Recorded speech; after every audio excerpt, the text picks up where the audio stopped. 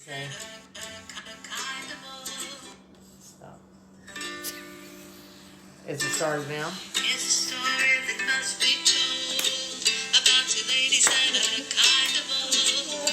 One's a faster, the other's not. They like to chat, cook, and pray a lot. Oh, chat, cook, and pray. Oh, chat, cook, and pray. Oh, chat, cook, and pray. Oh, chat, cook, pray. There's lots of laughter and lots of fun. Tuesdays on Facebook Live at 1. Oh, I don't have my hat on. You never know what will happen when hurry! Lucy and Ethel are at it again. Oh, chat, cook, and pray. Oh, chat, cook, and pray. Oh, there we are. Chat, cook, Happy Corn is watching. So's Janine. Good. Oh, chat, cook, and pray. Oh, chat, cook, and pray. Oh, chat. Cook and pray, oh, chat, cook, pray, amen. Okay, now you guys are going to want to watch and stay through the whole thing because we've got a new ending for you. So just be ready. All right. Oh. Okay. Yeah. It's great to see you all. We're back to the little phone, though, because we're downstairs. Bill Wooten, hi, Bill. And I'm going to try to keep my face from squinting at you. It's so much more entertaining when it's election day, so we got people upstairs in our French kitchen getting, taking ballots. So we're in our kitchen in the fellowship hall, and we have got, I don't know if you can see the size of those pork chops. Yeah. Wow. They hold it up for them. Look. Oh my goodness. This is going to be a special recipe. This is the wimpy one. Oh, there's a wimpy one. Okay. Yeah. So this is a special recipe, and along with this recipe, I'm going to be reading to you as she does all this to the pork, the history of pork, because believe it or not, pork has a history, and we're gonna learn about that. So what are you doing there now, girl? I'm putting on some garlic. Linda's powder, here. Hi, Linda. And then I'm going to be putting on pepper and salt also. Okay. I'm going to wash my hands in between. Wash your hands. Okay, I'm going to start reading the history of pork while she washes her hands. So you're just going to have to look at an empty screen. It seems that the relationship between pigs and humans may predate that of any other domesticated food animal. In fact, in Turkey, there's the indications that pigs were domesticated there as far back as 9,000 BC. Hi, Deb. Hi, Andrea. She's now putting on the salt and pepper. And wild boar, the ancestor of domesticated pig, were in human associations as early as 13,000 BC. So, we have had a long relationship with pigs. That's just the point right there. And eventually, it started really taking off. The rise of the pig began in Asia, progressed through the Near East, and then finally it is to Spain that Americans owe the introduction of this animal, because the first pigs on the continent were brought by Columbus on his second voyage. And Spanish explorers brought pigs with them to eat on their long expeditions, and they left them in the New World where no domesticated animals existed. Hernando de Soto, who explored what is today the southeastern United States, is called the father of the American pork industry, as he brought 200 pigs on his expedition. And those that remained are the ancestors of most of the pigs in this country, and related to feral pigs or wild boar. It's a remarkable animal and perfectly suited to domestication. Pigs are very fertile, and sows can give birth to 15 piglets a year, which mature quickly, 6 months on an average. And the pig is an omnivore, most effectively converting plants and cereals to meat. This has made it a popular choice on the farm, where table scraps, whey, and other unwanted organic materials are routinely devoured by nature's garbage disposal, the pig. Pigs are also useful as plows. What? Give a few pigs access to a field that needs turning, and that job is done as they search for buried roots and nuts to eat with their powerful snouts and jaws. Okay, so maybe this is where Marty's going to try to get me on some words, but I'm going to show her differently. Is there anything else you need to tell us? I smell garlic. And I put some olive oil in the skillet. Okay. And heated that up, and I'm just going to be cooking these on about 5 minutes on each side. But I think, given their size, it might be a little longer. Yes, yes. Right. Okay, so you put olive oil in the pan. Yes. You did Did you put garlic on them yet? Okay. Yes. So you did some kind of rub it first. Yeah, that was garlic. Okay. Salt and pepper. Garlic, salt, and pepper. So this is fresh garlic in here, but you haven't put that in yet, right? No, it goes in on the sauce that I'll be making. Okay, on the sauce. So they are now frying. All this can be made in this skillet. And then I understand, and in fact, I think on the other oven, if you want to go ahead and turn on the broiler, because it'll take a while to, do you want to turn the broiler on this oven or the one that it's cooking on? One that's cooking on. Okay, so you do the broiler. Look up there. Yeah, it's above. It's above. Broil. You know, we're not used to this. Sorry. There we go. Okay. So this is all the cooking they're going to get is in the broiler. But let me continue with pigs. All right. Now this is interesting. I just told you that pigs can be used as a plow because when they search for roots and nuts, they can turn over a field. But there are breeds. Not all pigs are created equal. Traditionally, pigs were classified as one of two types: lard or bacon. Now, that almost sounds like the same thing. There was a lard pig and there was a bacon pig. Lard-type pigs were used to produce, lard, before lard became synonymous with sin. Don't ask me about that. I don't get that. I'm not going to even go into that. Compact and thick with short legs, the lard-type pigs fatten up quickly. Excuse the noise. She's cleaning her cookie sheet. Yeah. Thank you. Yeah, no. And their meat has large amounts of fat in it. The Magnalitza is an example of a heritage lard-type pig. Lard was the cooking fat of choice for generations and was used as a mechanical lubricant before synthetics were invented. Lard was used during World War II in the manufacture of explosives, so people switched to vegetable oils for cooking out of necessity. After the war, those vegetable oils were successfully marketed as healthier fats, and lard never stood a chance. As a result, many of the lard-type pigs went out of fashion, and their breeds became scarce. So then, along comes the bacon pigs. Bacon pigs are lean, long, and muscular. Kind of like me, lean, long, and muscular. Traditionally, they were fed on legumes. Is that how you say that? Grains and turnips. Legumes are some kind of beans, aren't they? Yes, those are all beans. Okay. And dairy byproducts. They tend to grow slower than lard pigs and put on more muscle than fat. And when lard-type pigs became passé, breeders turned to the leaner types, including Berkshire, Duroc, Hampshire, Poland, China, and Yorkshire pigs to produce lean pork. And sadly, very little lard. Okay, I've got to wave. There's some wave signs here good. I've got to hit. Good. Okay, wave. Okay. And they're waving. Hello. Okay. So, pork production turned from a family affair into an industrial nightmare after World War II. I think this is going to be a loud cooking show. We're going to hear all kinds of stuff because we're down here in a kitchen.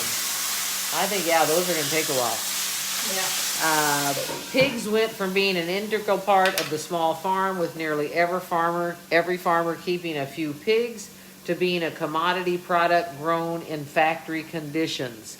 I'm wondering, we're not having people, if you're out there, just hit a heart or a like or something so we know you're there, because the comments have stopped. So I'm just wanting to make sure, because see, we're down here and we don't have as good a signal, even though Marty put us on a.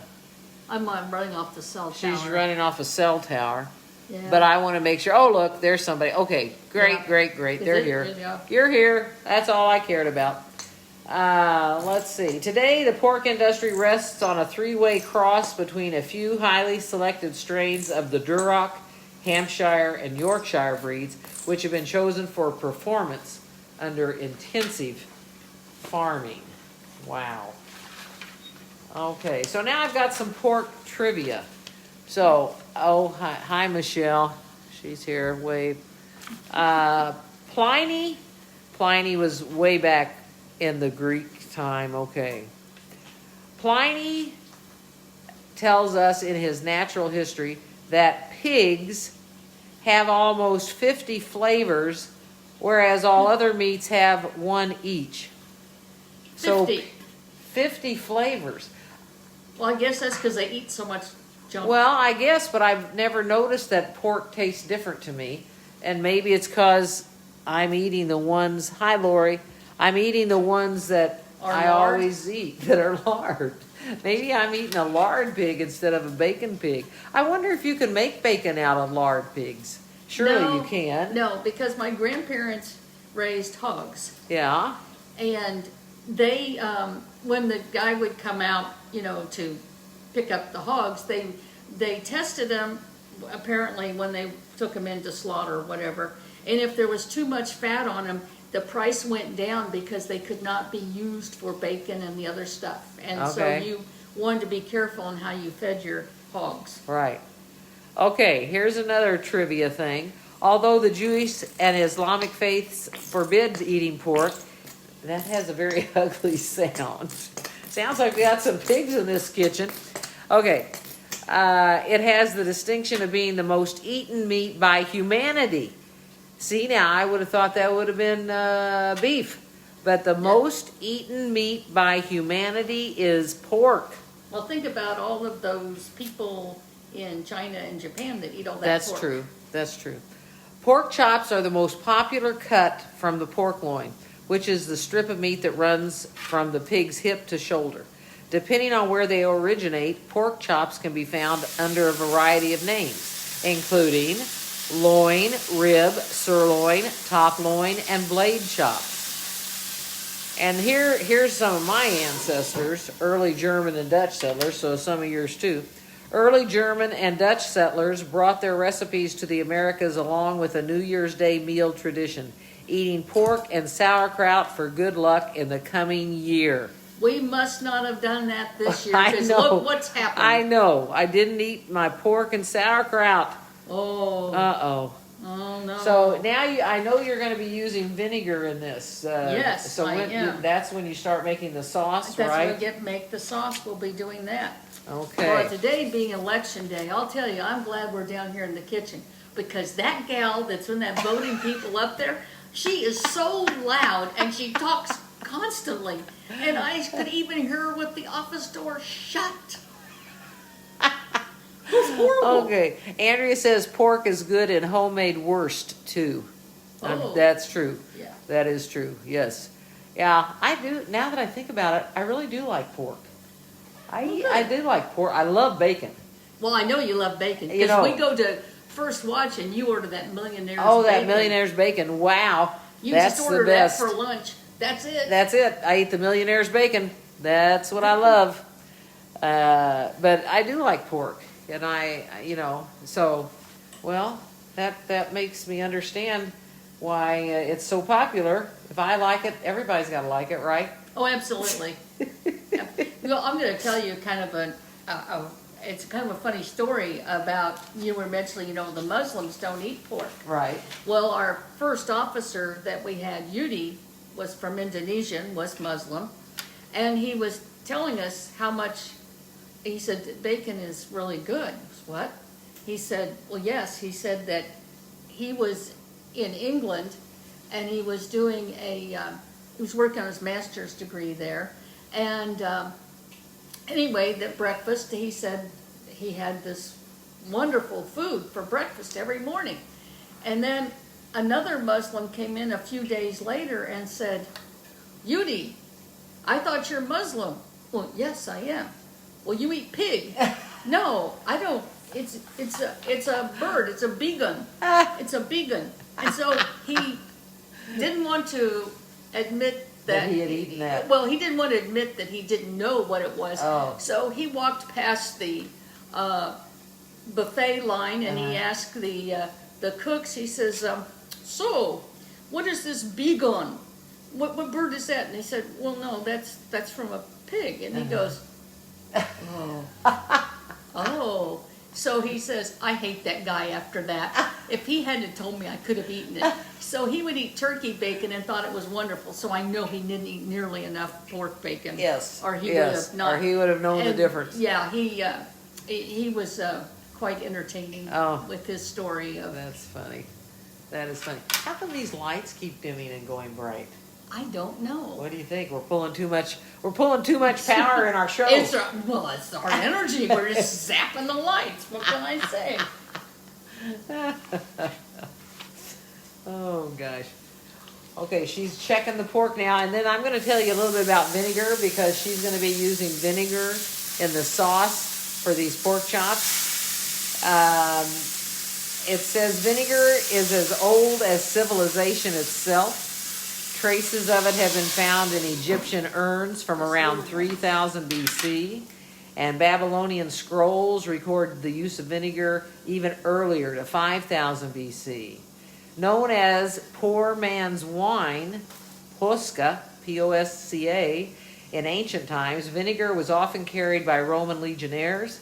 The Bible notes that Roman soldiers offered vinegar to Christ at the crucifixion. It's a sour liquid produced from the fermentation of diluted alcohol products. And then they go into what this yields, the compound. Acetic acid is the key ingredient. It's used in many cultures as a condiment and preservative and can be made from a variety of liquids, including malted barley, rice, and cider. However, as the name suggests, it was probably first made from wine. The word vinegar derives from the Old French vinaigre, meaning sour wine. Vinegar is derived from sugar containing source in a two-step process. The first stage is fermentation, where the sugars are broken down with the absence of oxygen by yeast. I'm not going to go through all the whole recipe. Second stage is the addition of oxygen, which enables bacteria to produce amino acid, water, and other compounds. Thus, the British alternative to malt vinegar, called non-brewed condiment, does not qualify as vinegar. There you go. Malt vinegar is not qualified as vinever. Because what do they call it then? I don't know. The acidic component is obtained directly by distilling wood chips. Over the centuries and around the world, a wide variety of vinegars has been created with their own colors and flavors, used for all kinds of culinary things, pickling, vinaigrettes, salad dressing, condiments, medicinal. I mean, they have all cleaning purposes. Though commercial production of vinegar continues to involve the natural action of bacteria, industrial methods accelerate the process through mechanisms that increase the bacteria's supply of oxygen. High-quality vinegars, such as the balsamic vinegars prepared in Modena, Italy, continue to be produced via a slow process of fermentation, typically aging for years in wood barrels. So that's why your balsamic vinegar is more expensive. It's still going through the old process. Today, vinegar remains an important element in European, Asian, and other traditional cuisines of the world. It's often used in pickling and in the creation of marinades, dressings, and other sauces. It also functions as a folk remedy and as a natural household cleaning product and herbicide. There you go.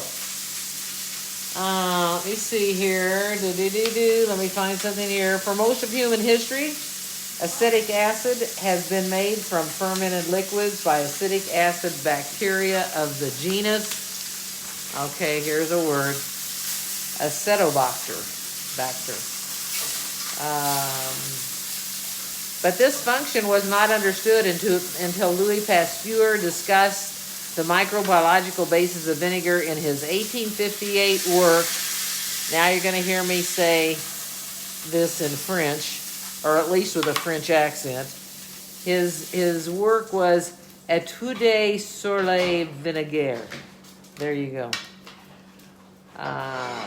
And this Acetobacter can produce vinegar from a variety of alcoholic foodstuffs, including apple cider, wine, fermented grain, malt, rice, potato mashes, a dilute alcohol solution inoculated with Acetobacter and kept in warm, airy place will become vinegar over the course of a few months. First batches of vinegar produced by fermentation probably resulted from errors in the winemaking process. Let me say hi to Kathy Hayes. Okay. Let's see. Produced by fermentation probably resulted from errors in winemaking. If the juice of freshly pressed grapes that contains various quantities of pulp, skin, stems, and seeds is fermented at an overly high temperature, it will overwhelm the yeast and become wine. Vintners quickly learned to use other organic materials to produce vinegar in the hot summer months before the grapes were ripe. Most vinegar today is made in a submerged tank culture, first described in 1949 by Otto Romacher and Heinrich Ebner. And in this method, alcohol is fermented to vinegar in a continuously stirred tank. Using that method, vinegar of 15% acetic acid can be prepared in only 2 to 3 days. Vinegar can be made from any sugar-containing source that has been converted into alcohol, and each variety of vinegar has a distinctive color and flavor. And then it tells us about what's the difference between rice vinegar and rice wine. We had a question about that one time. Yes, we did. We include products we think are useful for our readers. If you buy through links on this page, blah, blah, blah. Here's our process. Rice wine and rice vinegar are popular ingredients in Asian cooking, and despite their similar names, they have differences. Yet, you may still wonder whether you can use one in place of the other. This article explains the difference between rice wine and rice vinegar. Rice wine versus rice vinegar. Though both are made from fermented rice, rice wine and rice vinegar are different. Rice wine is a popular alcoholic beverage used for both drinking and cooking. And in Japan, it's known as, come on, you guys, I know you know this. The rice wine in Japan is called, I'm going to give you time to think about it, sake. There you go. Sake. And the country's national beverage. Other versions used for cooking include mirin from Japan and hungju from China. The wine is made by fermenting rice starches, and then it gives us the way to make rice wine. But I'm skipping on. Oh my goodness, do you guys see those? I don't know if you can see them. I guess you can because your comments are below your pictures. But here are the pork chops. I'm going to slide this to the side. There's the pork chops that have been frying. Very good. I'm sliding back. Okay. Rice vinegar is made by fermenting the starches in rice using acetic acid bacteria known as mother of vinegar and small amounts of rice wine. What do you need to tell us now? What are you doing? Oh, I just to put in the rice wine. I put a tablespoon of butter into the skillet. Okay. To get all of that nice little burnt stuff that was in the bottom of the pan, to make a sauce with it. Stirred in the garlic with the butter, sauteed it, and then added in the fourth of a cup of honey, fourth of a cup of water, and the 2 tablespoons of the rice wine vinegar. All right, so that's that sauce on your recipe. So we're just thickening it up. She's slightly. thickening it up. What makes it thicken? Just cooking it? The honey. Oh, the honey. Okay, so that's what she did for the sauce. And yeah, they say it looks yummy already, and that was agreed by Deb McKim. Looks delicious. All right, adding to the confusion. Gosh, why does anybody say adding to the confusion? It's you and me. We're confused. We're always confused. Rice vinegar is sometimes referred to as rice wine vinegar, but it's not an alcoholic beverage despite having wine in its name. It is not rice wine. Chinese rice wine, Hongju, and Japanese cooking wine, mirin, and sake, Japanese drinking wine, are the most popular rice wine varieties. There are many other rice wine varieties, some boasting different flavors and colors, depending on the fermentation process and additional ingredients like spices, herbs, or fruits. Rice vinegar has a sweet, acidic taste similar to those of other types of vinegar. Due to their significant flavor differences, it's not recommended to swap one for the other. Rice wine is both used for cooking and commonly consumed as an alcoholic beverage. I don't think you'd want to drink this stuff. This No. rice wine Most vinegar. Asian countries have their own variety of the wine, and they go into talking about that. When it comes to rice vinegar, Chinese, Japanese, and Korean varieties are most popular for their mild flavor and pale yellow color. Dark vinegars like Kurozu are also enjoyed. The vinegar is used to add flavor to marinade sauces, fried rice, pickled vegetables, and sushi. That was an easy one. Oh, my goodness. In fact, sushi translates to sour rice or sour tasting. Huh. Eventually, rice vinegar was used instead to speed the fermentation process. Summary. I'm now ready for a summary. Hi, Kathy Korn. Kathy says it smells wonderful. Rice wine is a sweet alcoholic beverage enjoyed in cooking and drinking. Rice vinegar is a type of vinegar used in sushi, fried rice, marinade sauces, and salad dressings. Though they have similar names, they should not be swapped for one another. So now tell us what you are doing to this dish.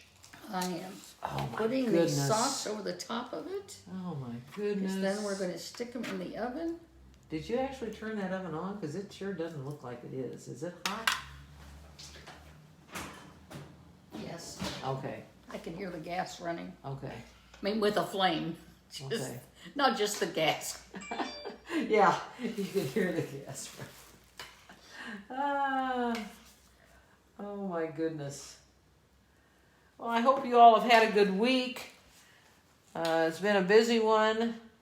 And of course, like when we have the voting election going on, of course the upstairs, and I've been kind of surprised. It's been pretty steady. It's been steady all day. Yeah. So.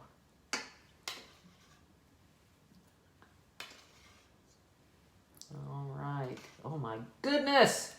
Oh, you all, if you could just see this. Okay, here's what Lori says. So it sounds like rice wine vinegar and rice vinegar are pretty much the same thing. Well, they're not really. They say not to use rice wine in cooking. Rice wine vinegar. Don't drink rice Don't- vinegar. yeah. Drink it. Don't drink rice wine vinegar, but they say it's best to use the rice vinegar in cooking products. They can call themselves, it's either rice wine or rice vinegar, but some products call themselves rice wine vinegar, and that you can use in cooking, but generally they're two separate things. They're like, rice wine is like sake or things like that. Okay, she's getting ready now to put it under the broiler for how long? It just takes a minute or two. You can see Timer. we don't use these that often. Obviously. Is that 1 minute or 1 second? There we go. We'll soon know. To start. Oh, start. Yeah. Yes. That, 2 minutes. Okay. Yeah. Oh that's my nice. goodness, you all. This is so exciting. So now we're going to let that happen. And we're going to eat out here, aren't we? So I'm going to Yes, turn. but we have to move the whole thing. Oh, Don't okay. worry. I'll And- move the whole thing. Yeah, well, you're dangerous. What is that? This is homemade dressing. Made out of what? It got vinegar in it? It's got vinegar in it. Okay. Olive oil. Olive oil and vinegar. Sure, yes. And Penzi spices. Of course. Of course, Penzi Penzi spices. spices.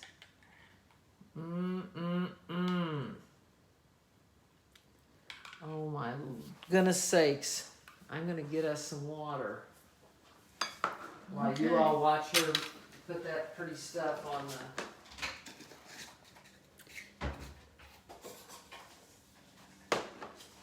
And you might get us a couple plates. All right. All right, these are our salads.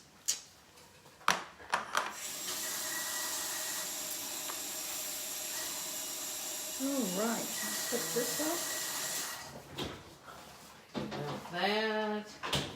You ought to see, we ought to show them out the window. That looks so pretty with that big can of up. plants I think these are done.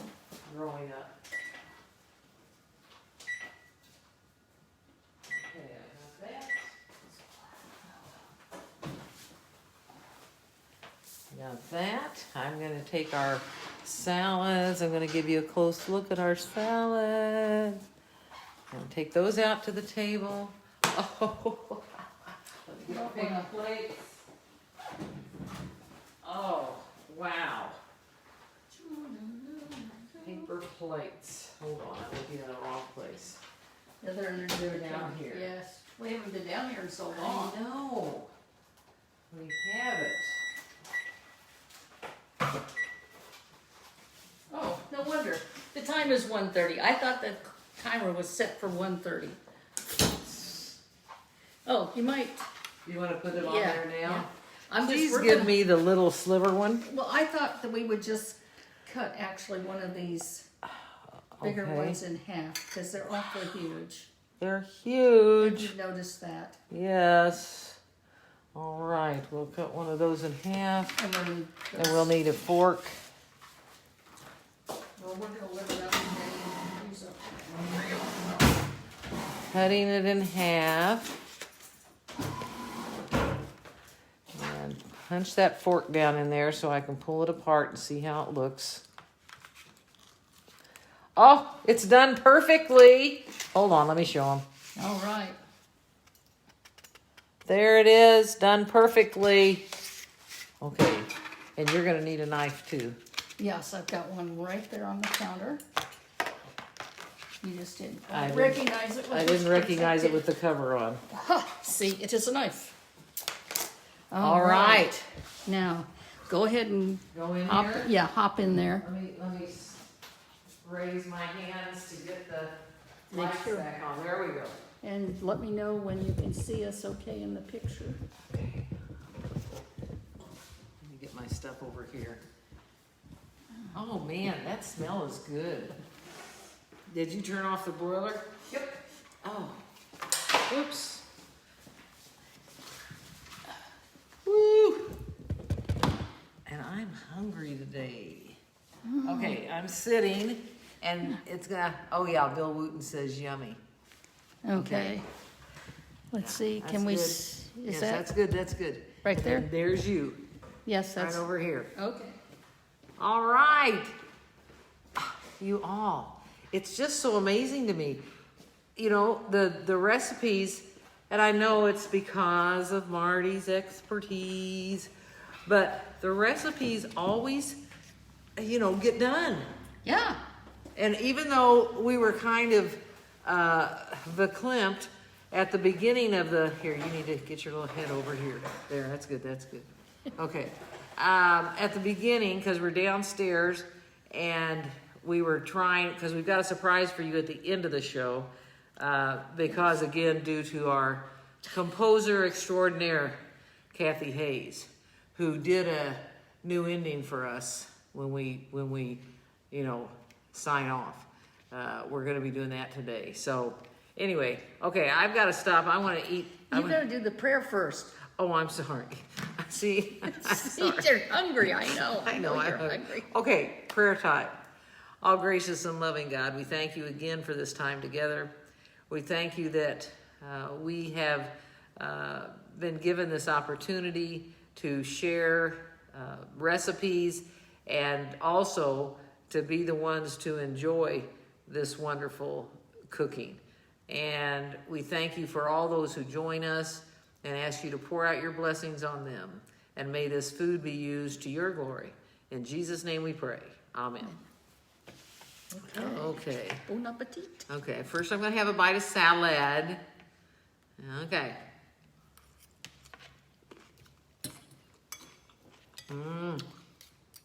The dressing's very good. Good. Okay. This, you all.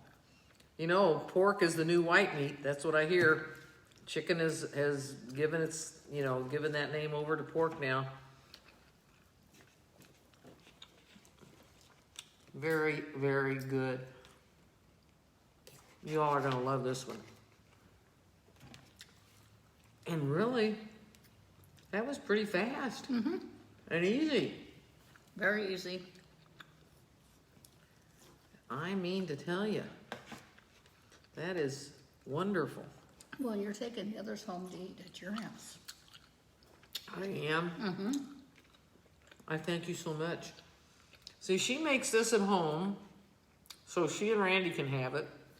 And then when she makes it here, I am the benefactor of this wonderful cooking.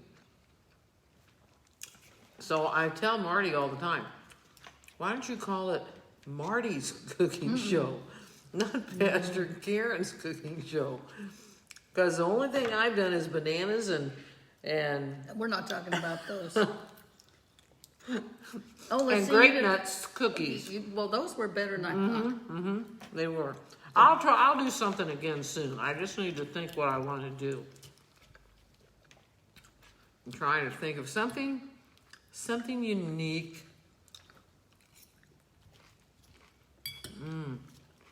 That is good. So you all, we need to hear from you while we're trying to eat. Anything that's gone on this week? I know Sunday we had our parking lot service and outdoor service, and it went so well. It was a beautiful day. The days are beautiful. So use the time you can Before it gets hot again. to get outside before it gets hot again, because it's gorgeous now. That's for sure. So if you have the opportunity to be outside, that's it. I think we should grill something and do it outside. Over a bonfire? Not over a bonfire, over a grill. Well, where are you going to get the grill from? Let me think. A charcoal grill. We could buy a little charcoal grill. I'll just get a little charcoal grill. But we should grill something. If you guys have something you want us to grill, let us know. And we'll try to do it without burning anything down, right? Well, I don't know. It depends on. Okay, first of all, tell me this. Where did you get these pork chops? And did you have them special cut? No, I was at Costco last week getting the romaine lettuce. Okay. And I saw this sign, and it said $3 off. And you know how I thought, what is it? It's on sale. I must look at it. I must look. And it was $3 off every package of pork chops. These are And beautifully I said, cut. well, hey, that made these cost about $1.03 a pound. Wow. So that's why we have pork instead of chicken. And it's really tasty, and it's very. Whoops! I need an apple. What are you doing? Pork juice is coming out of my mouth. Oh my goodness! Oh, but it's very moist and very tender. It's not dried at all. So, but I kind of miss our kitchen. Yeah. We're down here in the... Lori says she got some really nice pork chops at Hy-Vee today. for Yes. $1.97 a pound, boneless chops. And Yeah. Vicky says, how thick are those pork chops? Vicky, they're about an inch and Inch and a half. inch and maybe? a half, it looks like. Yeah, they're, I'll show you. They're thick, that's after we cooked them. and that's after cooking. But she showed it at the very beginning of the show. They were thick. They were, and they're done perfectly. You know, pork is supposed to have just a little bit of pink in it when Yeah. you're done cooking. These are done perfectly. Wow. I was concerned that they were so thick. And so I did bring my meat thermometer to kind Yeah, of. but also judge. you probably cooked them a little longer than 5 minutes on each side by the time I read all that Yes. stuff about pigs and stuff. So you might have cooked them a little longer. But yes, I think this is a recipe for the recipe box. Now, I fixed one recipe at home for this honey mustard chicken, and Randy loved it. However, it didn't, I didn't do so well with it, so we're not having that. Actually, Yeah, it was just, it was good, but it was a little too mustardy. I wonder how many of you tried what was the beef wrap called? The orange beef lettuce wrap. Orange beef lettuce wrap.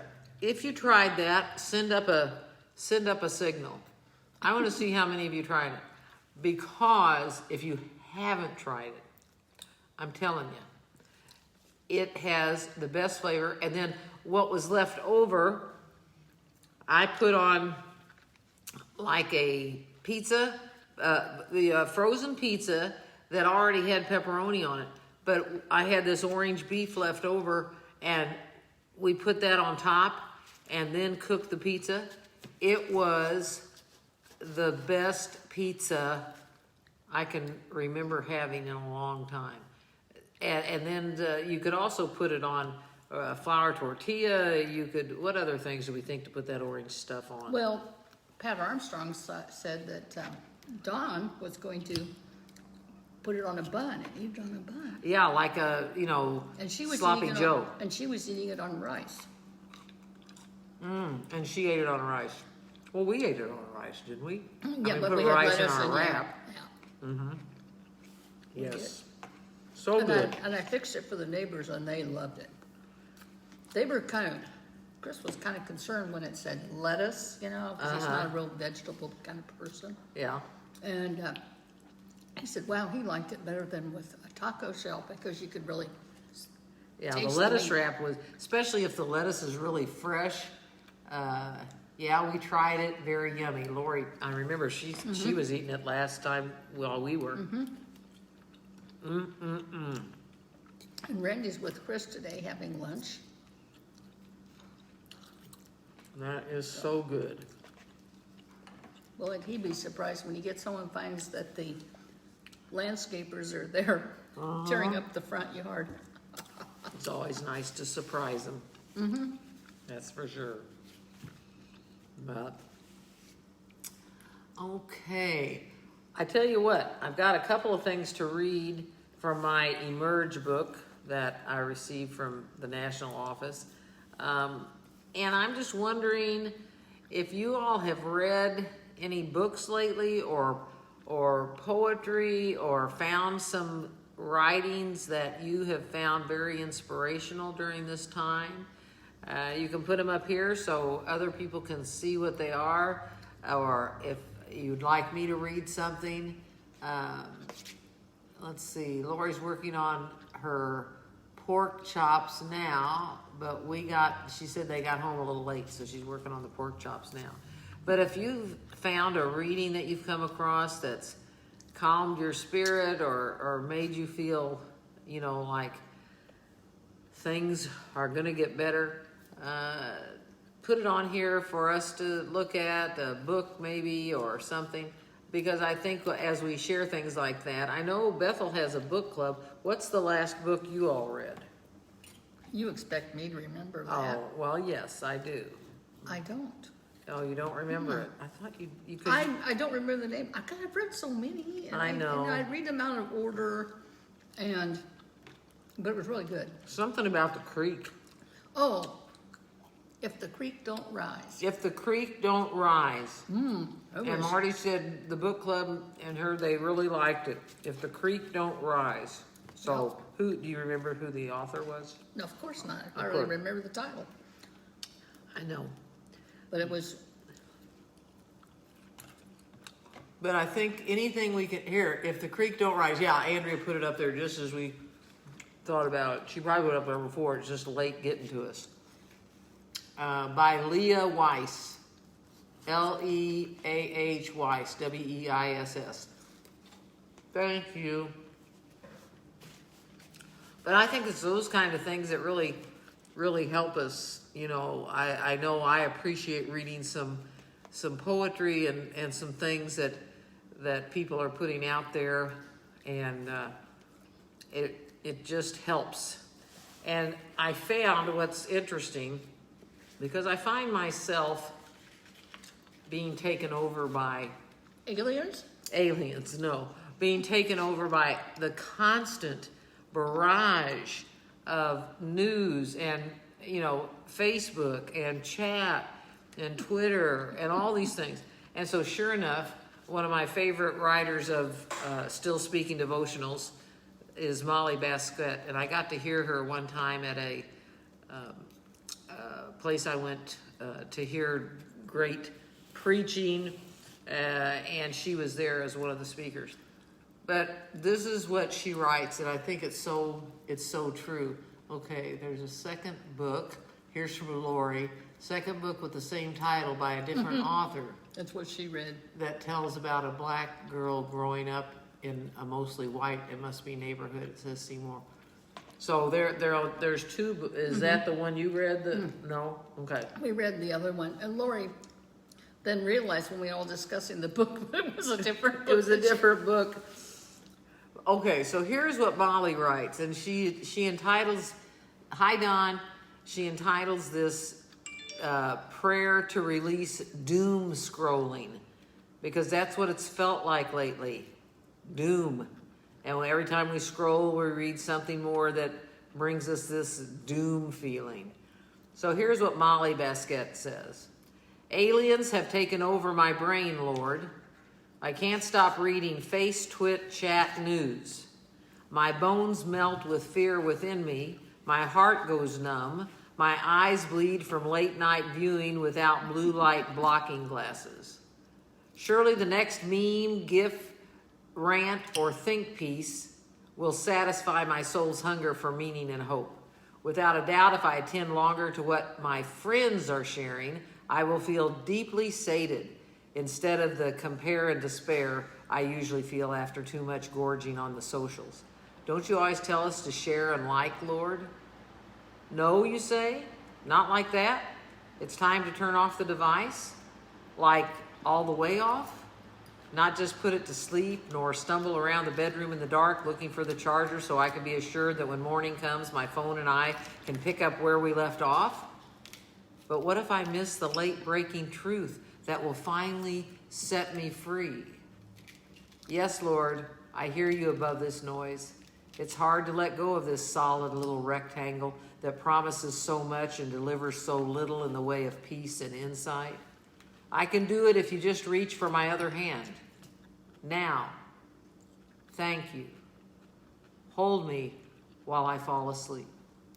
Amen. I just thought that was so great.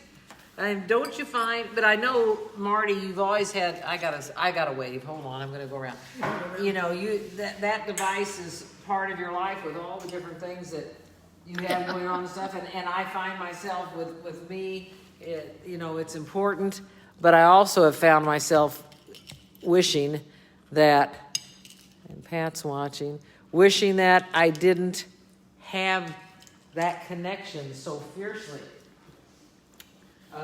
And now, on this silly phone, it gives me these news notifications, and it has a special ding to it.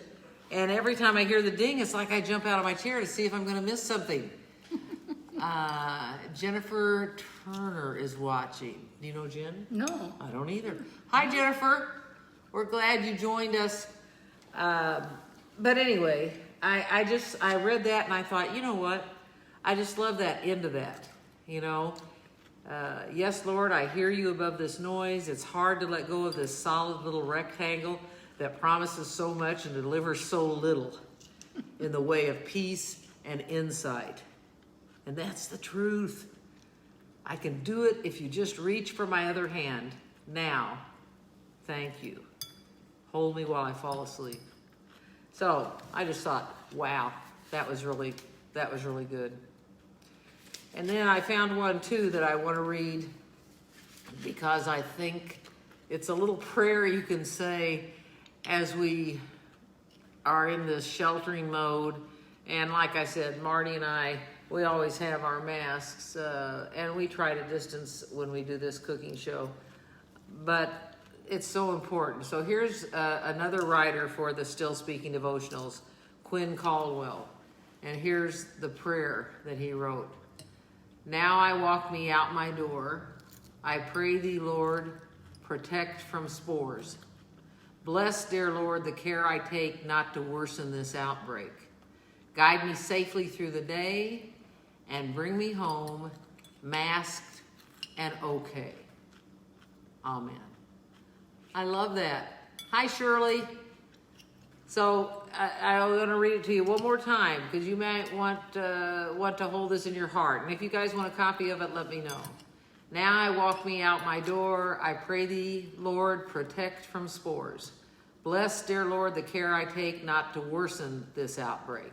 Guide me safely through the day and bring me home, masked and okay. Amen. So it seems as though the news, and you know, we hear different opinions, but basically the news from the experts seem to say this is still very, very much with us.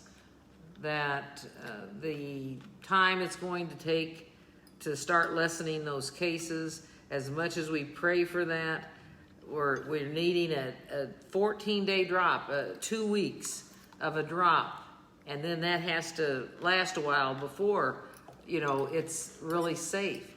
And I'm praying that other churches that I've seen, when we drive home, like after this past Sunday, after going home from the outdoor service, when we got up into Liberty, there were a couple of churches that their parking lots were full. And as much as we miss that, I don't know that, you know, I would feel comfortable right now. And that's why we had our reopening team. And I just want to lift them up again. They were wonderful. They did all this so we don't have to think, when is it going to be safe to open? Because they went through all of those things, and we don't even consider it until there's a 2-week drop in cases. And then you consider other issues and other things going on. So all we can do now is hold each other in prayer and ask that we do all those things that will keep others safe and ourselves safe. And we will continue to listen to the scientists and medical field. And, you know, I do see a light at the end of this tunnel. I really do. And I have faith that God is in the midst of all of this. But there is nothing saying to us, go back and try it out and see if anything happens. That's not the way we want to address this. Pat Armstrong says, you hear of churches who have had services and 30 people come down with it. You know, that's the thing. I've also heard of churches that have opened up, and then after 1 week or two, they have experienced somebody who has brought COVID into the group, and they've closed back down again. I feel like we are connecting. There is that heart of Bethel that continues to beat strongly in this time, and I'm just happy that so far, all of you, I've not heard of anybody of our congregation that has suffered from COVID. I think there's been some relatives of people who know of someone, or they have a friend who maybe has contracted it. But I'm just so happy that at this point, everybody's being safe and you're doing those things that need to be done. So, and thank goodness for that little square piece of equipment that gives us that news all the time, allows us to be able to. are you talking about this? Yeah. This little rectangle? Yeah. As much as we don't want to look at it, it does give us. Look, we can entertain these people. And this is the way we're using to send you our show, just to have fun with you. One time a day during the week. And we're just so happy that you play with us and cook with us and have fun with us. So until next week, where are we? Oh my goodness, it's almost been an hour. Oh. Until next week, we're going to sign off. Oh, and here's the new Here's the ending. ending. Hold Yeah, on. hold Get on. ready. This will be fun. Wait a minute. That looks weird looking down our aprons. Hold on. I've got to go to the right one. I think it's this one. Yep, that's Yes, it. that's it. Oh, Make sure the sound's up on your phone. okay, I will. Yeah, it is. All right, you all. New ending brought to you by Kathy.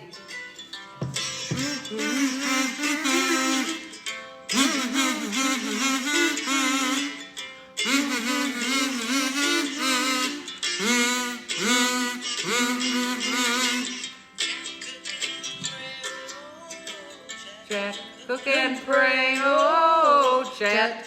Cook and pray, oh, chat. Cook, pray. And that's the new ending. Sign off. Great to see you.